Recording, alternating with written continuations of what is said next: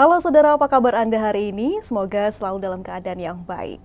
Saudara, di penghujung tahun 2023, Kabupaten Jember meraih sejumlah prestasi yang membanggakan. Salah satunya adalah Anugerah Meritokrasi 2023 dari Komisi Aparatur Sipil Negara.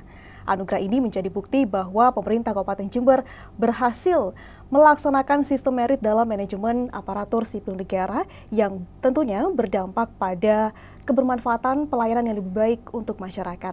Seperti apa Anugerah Meritokrasi 2023 ini diraih oleh pemerintah Kabupaten Jember?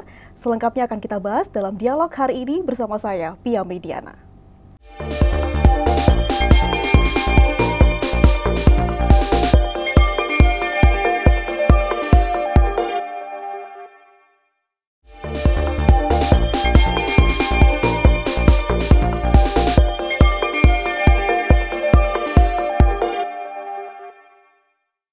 Baik, untuk membahas tema kado akhir tahun Jember raih Anugerah Meritokrasi 2023, telah hadir bersama saya di studio IJTI Tapal Kuda kali ini, Kepala Badan Kepegawaian dan Pengembangan SDM Jember, Bapak Suko Winarno SH, SPD MSI.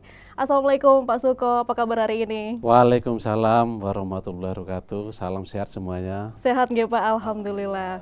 Nah ini sebelum kita membahas tema kita hari ini berkaitan dengan meritokrasi, satu yang membuat saya penasaran Pak Suko, gelar yang disandang dalam nama Anda ini ada SH, SPD, kemudian Pasca Sarjana MSI. Ada dua gelar sarjana di sini dengan konsentrasi yang berbeda. Ini ceritanya doyan belajar atau gimana Pak Suko?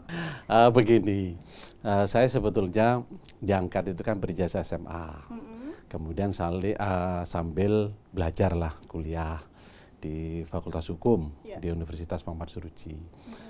Kemudian karena saya bekerja di pendidikan, ya mau tidak mau, suka tidak suka, harus tahu juga tentang pendidikan. Sehingga melanjutkan ke S1 Pendidikan, lah itu di Universitas Islam Jember. Kemudian berikutnya adalah ya untuk meningkatkan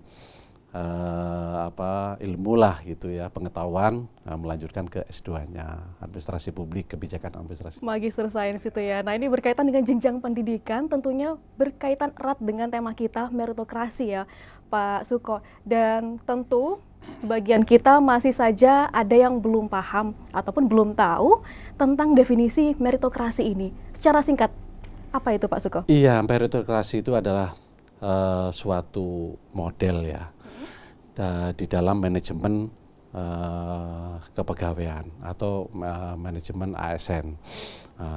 Diharapkan dengan meritokrasi ini, di situ kan di dalam pengelolaan kepegawaian itu tidak mengenal namanya ras, tidak mengenal namanya. Kemudian juga berdasarkan kompetensi dan penilaian kinerja.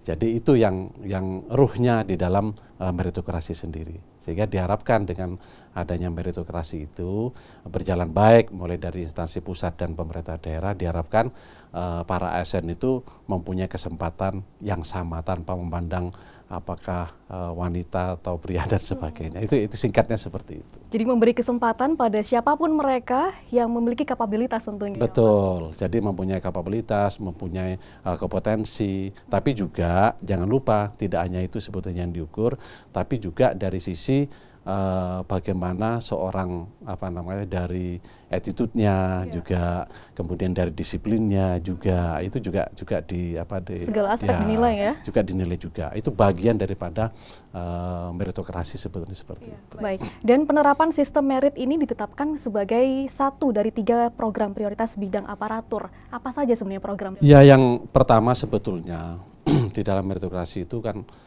ini merupakan suatu program nasional yang tertuang di dalam RPJMN tahun 2020-2024. Yang pertama itu adalah hal tentang akuntabilitas ya, akuntabilitas kinerja.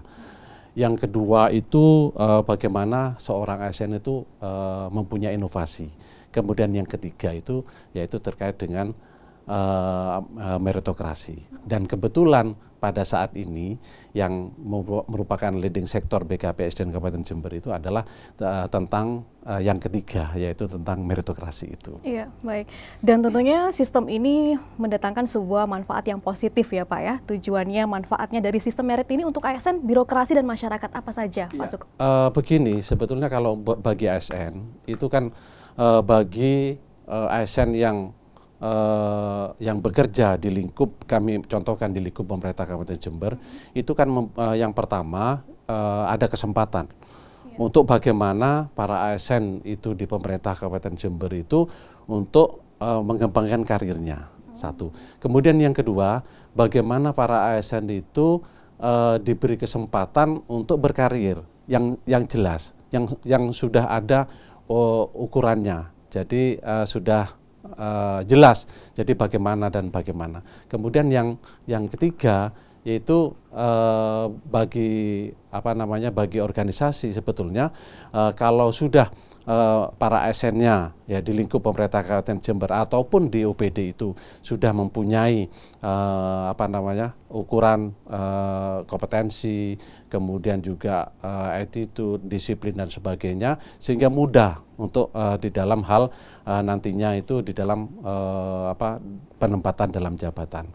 Begitu juga kepada user dalam hal ini adalah PPK, pejabat pembina kepegawaian, dalam hal ini adalah bupati.